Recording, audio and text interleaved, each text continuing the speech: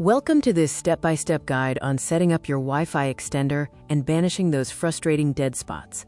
Dead spots can interrupt everything, from streaming and gaming to important video calls, especially in areas far from your router. A Wi-Fi extender captures your router's signal and rebroadcasts it, expanding your wireless coverage to those hard-to-reach areas.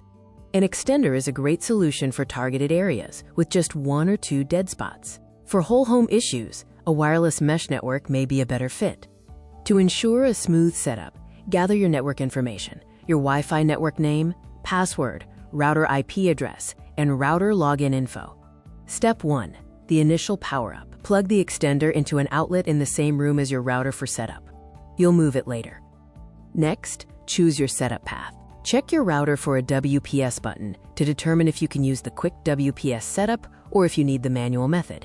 Path A, the WPS method. Press WPS on the extender, then press WPS on the router. You have 2 minutes. Confirm the connection after the lights indicate success. Repeat for dual-band routers.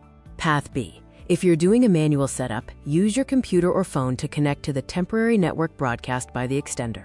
Configure through your browser. Visit the setup page, select your existing network, and enter your password and a new name for the extended network. Step 2. Find the sweet spot. Unplug the extender and move it halfway between your router and the dead spot. This is the ideal location for expansion. Read the lights. Your extender's router link light indicates the connection quality. Green is best, amber is good, and red means the connection is poor, and you should move closer to the router.